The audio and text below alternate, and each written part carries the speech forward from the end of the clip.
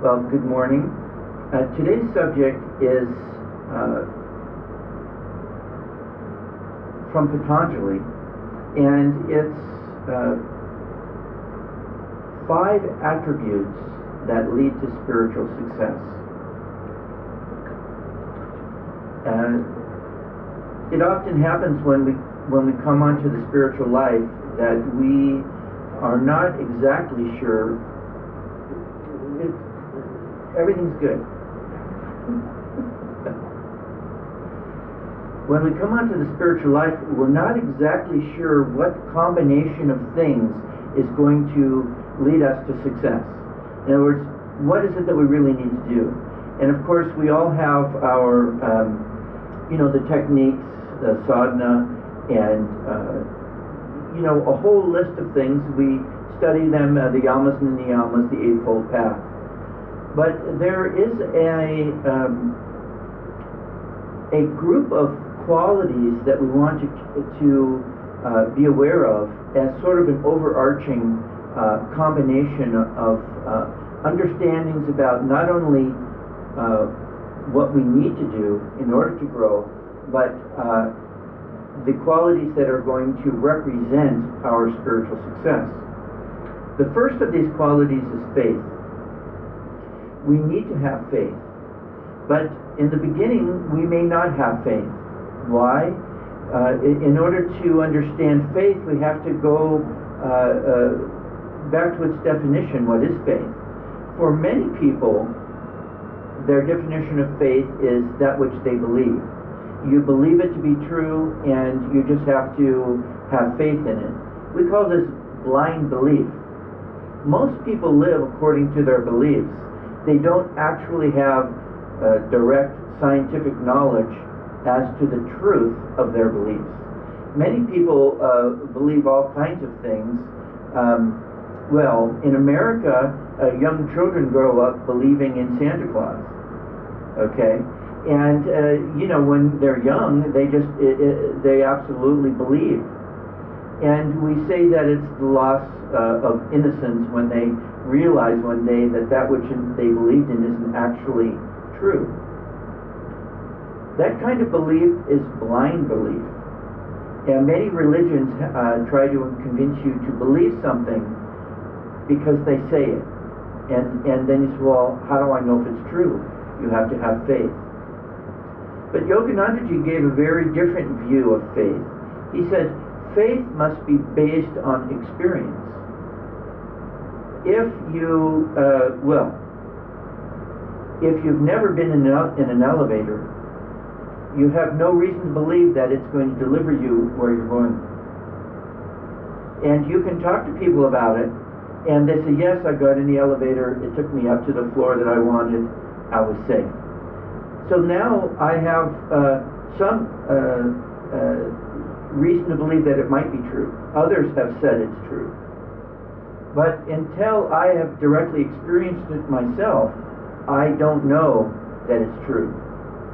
But if I hear it from someone that I don't know, that I've never met before, yes, the elevator will take you up, then you're not sure if you can believe them. They may not be correct. Either knowingly they may be lying to you, or they may just be misinformed, innocently misinformed. You don't know.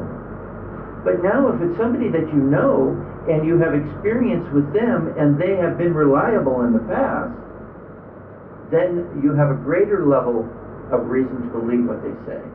But even still, until you have experienced it yourself, you don't know for sure. In the spiritual life, there is a point where you go from I would like to believe to believing.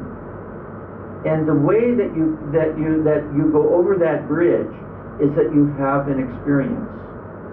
For some people, that experience is an instantaneous, intuitive knowledge that this is true. You may have grown up believing in God, and you always felt inwardly that God did exist. So that maybe isn't such a big leap for you. But today there's many people who've grown up in scientific times that may even at minimum are not sure, and at maximum are outright atheists. They are, they believe strongly against God existing. But yoga doesn't care about that belief. This is what's so fantastic about yoga, is that yoga only cares about what you can actually experience. Of course, you aren't going to experience the end of the journey at the beginning.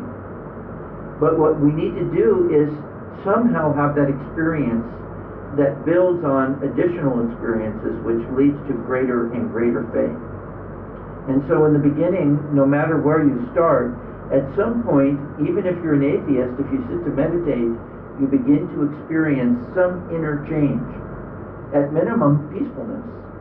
But that peacefulness and the origin of that peace becomes more part of your consciousness, and the more you experience it, you begin to think, well, if this much is true, then maybe more is true. And as you go forward in your life, and you practice and you hear more of the stories, and you realize that the saints have said that this is true, and you begin to follow the practices that have been prescribed, you begin to have more experiences, you begin to have more faith in those experiences. And at some point, most people have that tipping point. If they question God's existence, it tips the other way, and they realize in their hearts that yes, this really is true. It takes an intuitive awareness. Experience is not simply based on sensual experience, the eyes and the mind. It has to go past that. You can't think your way logically. I mean, you can think your way logically to the possibility of God, but you can't experience God through the mind. You have to transcend that and experience it with your spirit. So, as we grow in the spiritual path, in the beginning we have, shall we say, limited faith. We'll say we have faith to the extent that we've experienced.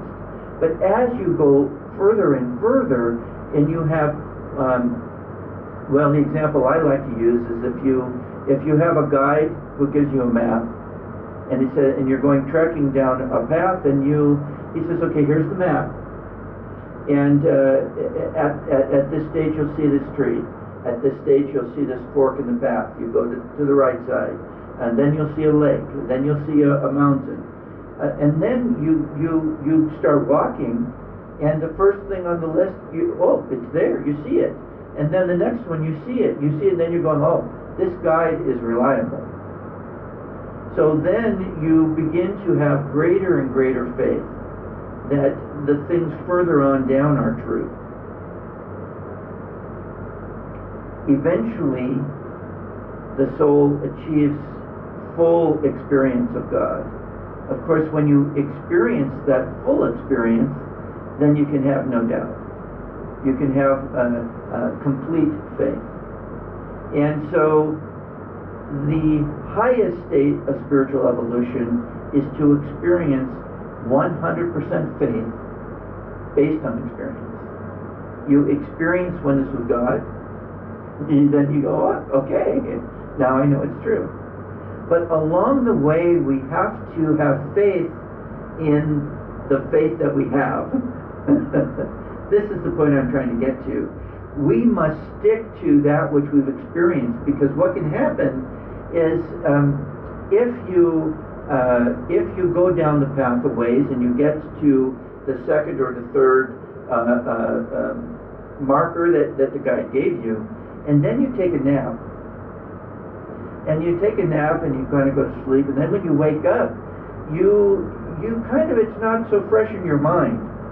And then after you wake up, you start kind of looking around where you are, and maybe you put that guide map in your pocket somewhere. You can't figure out where it is. Maybe you've lost it on the trail. You got distracted by something, and the next thing you know, you're not sure which way to go, and you've forgotten how clear it was as you were on the path. And this happens. We get distracted. We can be distracted by all kinds of things in life that take us to the point that we doubt or forget our faith based on the experience. We actually can forget the power of the experiences that we've had. They fade. You know, it's it's common for people to say, "Oh, I've had this experience and I'll never forget it." But the truth is that we, as long as we're in this world, up to the point that we pass, unless we pass consciously, we will forget everything at some point. And then only on the other side we may remember some things. And many people later in life forget so much of what's happened in their life. I remember there was a time in many years ago when I kept a diary, occasional a journal, and I would write down something that happened during the day. And one time I wrote in it, "Today Swamiji blessed me and it was so beautiful, I know I'll never forget it." And I didn't see that for maybe 30 years. And I was going through some papers, "Oh, look at that, huh?" And I read that line and I went, I wonder what I was talking about. Of course, I felt that way many times with Swamiji. So they all kind of pull in together. Yeah, there's a few that I remember clearly, but I don't remember that one exactly. What it was that I wrote that down, I thought I would never forget it, but I did. We can lose our faith through over-involvement in being away from our faith. And this is how people fall. One of the ways people fall spiritually. So we have to have faith in our faith. We have to be true to that faith. We have to cling to it and make it so strong that, like in the affirmation or in the Gita reading, nothing, no mistake that we've made in life, no distraction that's caught us for any period of time can take us away from that faith. And ultimately, we live most fully in spirit when we live in that faith based on the highest possible experience. In order to have that experience, we need the next quality, which is willpower. Without strength of will, we simply can't accomplish the most challenging thing that there is in life. Think about the many things that people do to entertain themselves. I love we live in a fabulous time. Remember Leonardo da Vinci had these drawings that were so far ahead of his time of men with flying contraptions. And of course now, not only do we have these huge airplanes and we have gotten out into space, but literally there's crazy guys. I don't know if any ladies have done this yet, but they have basically the flying chipmunk suit, and they jump off cliffs, and they fly like flying squirrels, like that, and only 10, 15 feet off the ground. It's crazy, but they do it. It's amazing. And people do if you go on YouTube, you'll see countless crazy, amazing things that people do. None of them are equal to the direct knowledge of infinite spirit. Because it's infinite spirit that has brought itself down to do all of those individual things. None of the amazing things that we do in life would be possible without God's power, with God's creative expression. We are only able to do those things because we attune ourselves to that potential. Oneness with God is the purpose of life, to grow back. We came from God, we're going back to our awareness of that truth. This is our only true purpose in life. And it is the greatest adventure that is possible to have. In order to accomplish it, we have to have the strength of will. Imagine if you were on the edge of that cliff with the little flappy suit, and about to dive off for the first time. That would be quite a moment, wouldn't it? We all face little moments like that when we have to draw on our determination to be successful no matter what we're doing. There was an article, I didn't read the whole thing, about a woman who found somebody underneath a Jeep, and she picked it up so that he could be pulled out, just by herself. Strength of will. That level of, I'm not going to look at this and say it can't be done. I'm going to say, I'm going to do it. And you apply yourself to it. And this is an interesting point. Sometimes people wonder, why are there generally more men saints than women? There have been many great women saints, but let's face it, there have been more men saints. Why might that be true? That's because, and now I'm generalizing here, but women tend to be more being oriented, and men tend to be more doing oriented. You have to have that doing orientation in order to create accomplishment. So when you see women who are great accomplishers, they have that drive. And you need that drive in order to be successful. But and the same with men. There's many men who have no drive. They get nothing done. They're better at being. We're all, no matter whether we're in a male or female body, we're a blending of these male and female qualities in our consciousness. It's essential that we recognize the need to apply will, and this is why the energization exercises are so valuable, because we learn the application of will. It recognizes that we take control of the energy through the will and we apply it in the direction of our goals, and then this is what we do when we meditate. Meditation is not passive, but it's not tense. We relax with and allow the power of the universe to flow through us. We ultimately have to become one with and gain access to all of the energy of the creation.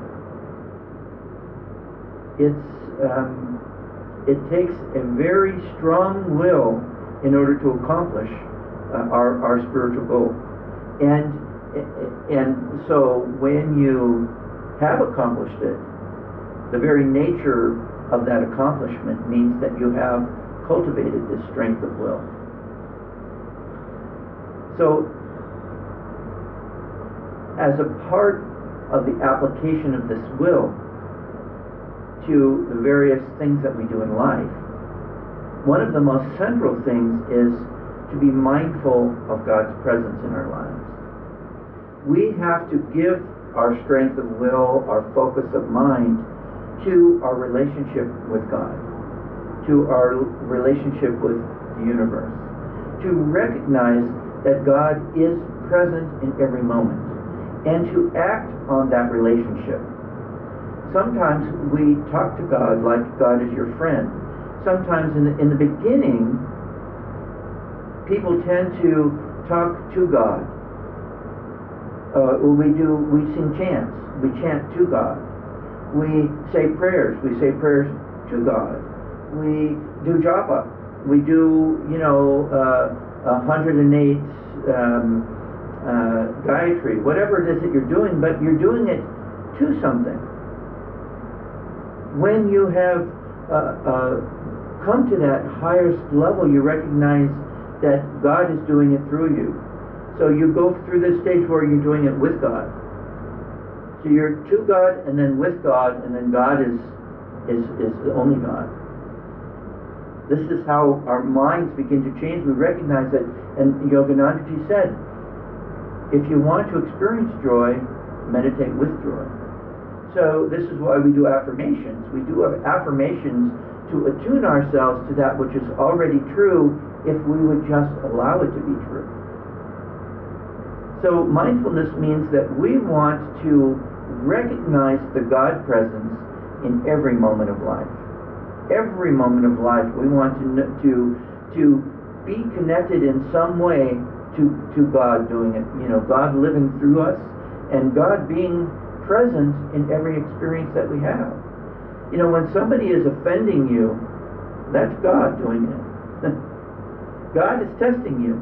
What are you going to do with this? This is a pop quiz.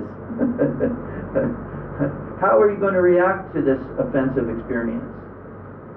Will you go to peace and joy? Will you go, ah, Lord, I got it. You're testing me. A pop quiz, okay. Or do we go into, and then we become offensive ourselves and get ourselves distracted, and then take the risk of going down the path of forgetfulness. Mindfulness. All of the things that we do in the spiritual life, we bring into our daily life, 24 hours a day, 7 days a week. What do you do when you wake up in the middle of the night? Let's say you're sleeping in bed and you wake up. You don't want to wake up, but you did. What do you do in that moment? Do you think of God? Good. But many people don't. We should. We should go, Lord, why have you woken me up? You know I want to sleep. Oh, you want my attention? Okay. Float in God's presence for a few minutes, and then see where that's going to take you. God is present. This is the good news. God can't get away. God can't not go on vacation. God doesn't go into seclusion and leave us alone ever. This is good news, but all we need to do is be mindful of that presence. That presence is living through us. In the beginning, we're separate. In the middle, it's like, oh, God is my companion. But then, no, it's God is living through me. And that me, that I-ness, disappears. This is why Kriyanandaji would so often say, when people would talk about all of the things he accomplished, he says, I didn't do anything. That person in the body, Kriyananda, was simply used by God to do these things. And he had the pleasure of watching it happen and participating in it actively with the recognition that it was God doing it through him. This is what we want to do. God is making mistakes through us. God is eating the food through us. God is having a fun day through us. God is having a difficult day through us. And God is interacting with us through everyone and every experience that we have. This mindfulness. All the techniques that we use to keep us connected to that truth. And the closer we come to Spirit, the more we experience that 24/7.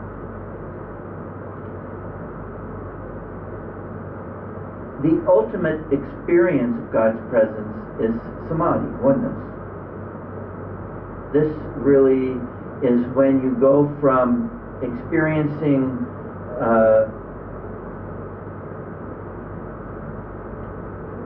you're here, God is there, and occasionally you get a hug. You know, you get a hug, you get a blessing. You feel your heart, you've been touched. Okay, that's good. It's so good that nothing else in the world can touch it. But that is just a little drop of an ocean that has no end. But when we go from that which is limited to that which is unlimited, and we experience God's presence in infinity, then we're experiencing God. So now we can have faith in that experience. And we can recognize that we used our determination to get there, our willpower. And the ultimate mindfulness is to be aware of that infinite. Yogananda is so amazing. Yogananda was able to hold his mind in the body, but at will, he could be mindful of the infinite presence as well. When he told that story one time about somebody said, "Oh, sir, can I take your picture?" And he said, "Oh, wait a moment, I'll go into samadhi." And then he just...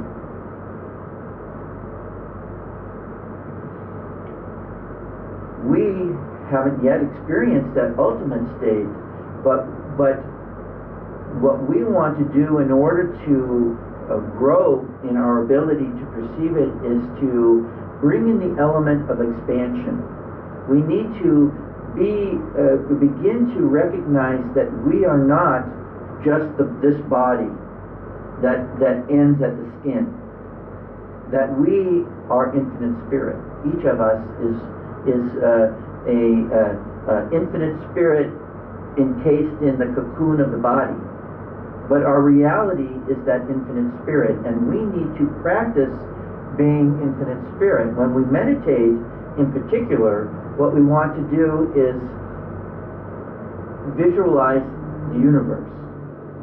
When you're looking into the spiritual eye, and you may not be seeing anything, but you're looking here, the tendency is to think that, okay, I'm here, here's my skin, this is the end of me, and then I'm kind of looking into a telescope. Maybe a little bit of a tunnel, telescope here.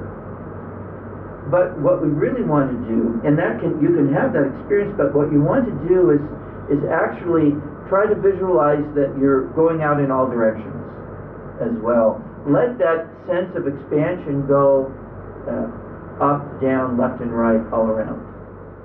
And even when you're in a room like this and you're living your life, you see this, many people, well, this is typical of people who know me know that I like to make a little bit of fun of Indian driving, which I actually enjoy, but it's really crazy. But if you see many Indian drivers, they drive like this. They don't look up, they don't look at anybody else, they just go where they want to go, and they expect everyone else to not hit them. And only if you honk at them really loudly do they go, oh, maybe somebody's over there. And many people live their whole life like this. They have no sense that there's anything outside of the shell of their own thoughts and feelings. This is a very confining way to live. We need to expand our consciousness past this small, ingrown, self-involved consciousness and begin to relate to larger realities. And one of the ways you can do that is whenever you walk into a room, try to feel the whole room. Don't feel just the space that you're in or the person that you're talking to. Embrace the whole space. This is a practice that is very beneficial for expanding your sense of who you are and also beginning to perceive the underlying qualities of energy that are present in situations that are larger than our own little self. So you're wondering, what should I do? Is this person telling me the truth? Is this the right product for me to buy? Should I do business with this company? Reach out inwardly and feel the presence, the vibrational qualities of those things. And as you practice this, you begin to have intuitive perception about how to perceive. This practicing of reaching out with your consciousness, you're reaching out into the world, but inwardly underneath, the energy underneath, the consciousness underneath, but also in meditation, deeply inwardly expanding into. It's like if you think about the internet, one computer plugs in one little spot, but then it has access that is just, it's just mind-boggling how much instant access you have to information. When we connect inwardly to spirit, we literally are connecting to the infinity of the creation. But we have to grow in our ability to perceive and handle that potential. So this is an essential stage in the spiritual life, and the things that we've been talking about are things that we use in order to improve our attunement to that potential, to that reality. And then, even once you've had the experience of oneness with God, or savikalpa samadhi, conditional oneness with God. You've experienced infinity, but then you're drawn back down into the body, and you're not, you know it's there, you've experienced it, you have faith in it, but you're still living in this form.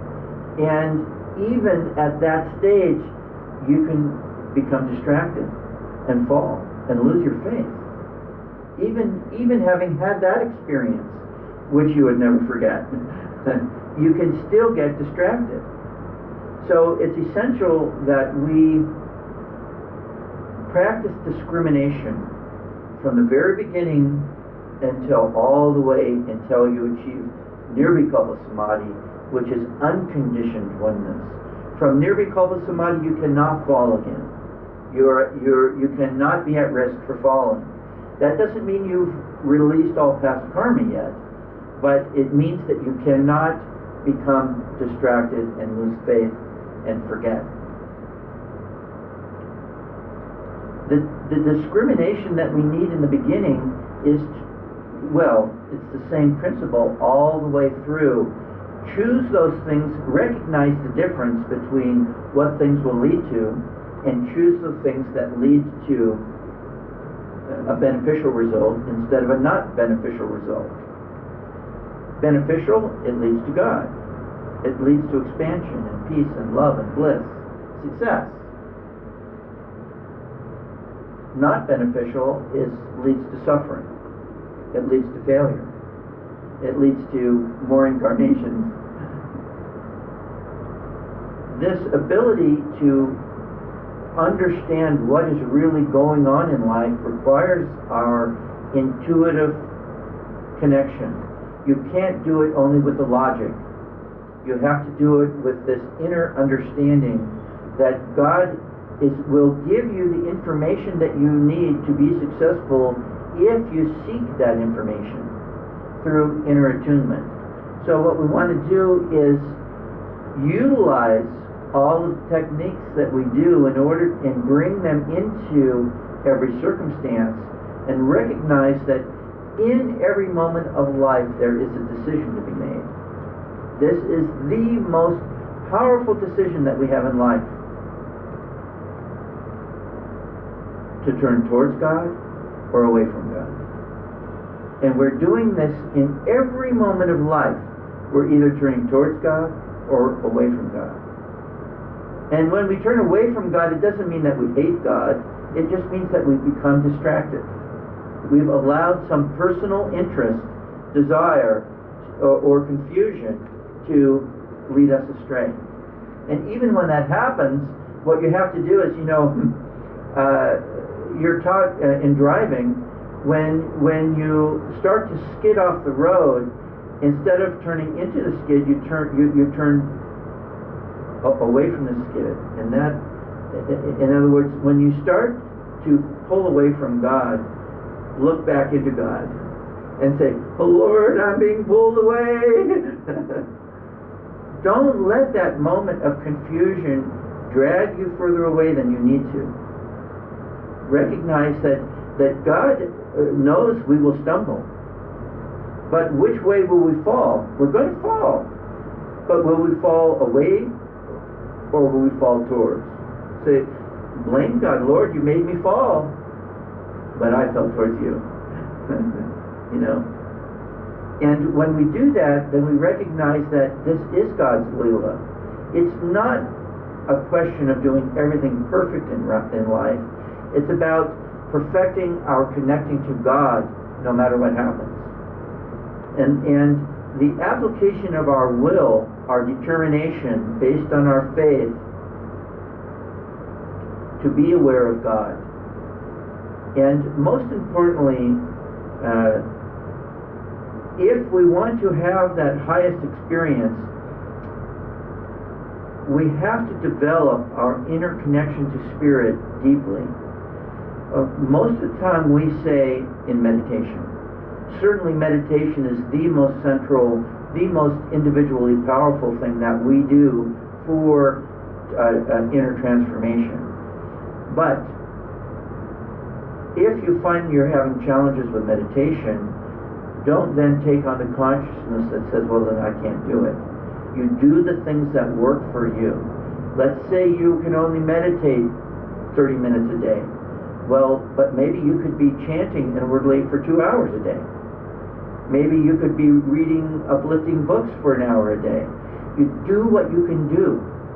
Don't think that because you aren't doing the picture perfect thing, you haven't gone at the age of 5 out into the forest to sit under a tree. And none of us are gonna, how many people are gonna be Sukadeva? And you go out at the age of 5, sit under a tree, and then you don't get up till God comes. Okay, we're all less than that. Okay, we get over it. So, but we can do what we can do. And we have to be committed to doing what we can do while we then improve in the directions that we know would be most beneficial. So no matter what your nature is, where you're at right now, you can continue to deepen and to cling to every good thing that you do spiritually. And to know that God knows exactly what's going on. And God likes it when you give God your limitations. Say, Lord, I haven't yet succeeded in this department. You need to help me. And basically it's your fault. You made me do it. But I'm going to help you make me change. And we show by our interest, by our commitment, that we're interested. And this is what pleases God. So,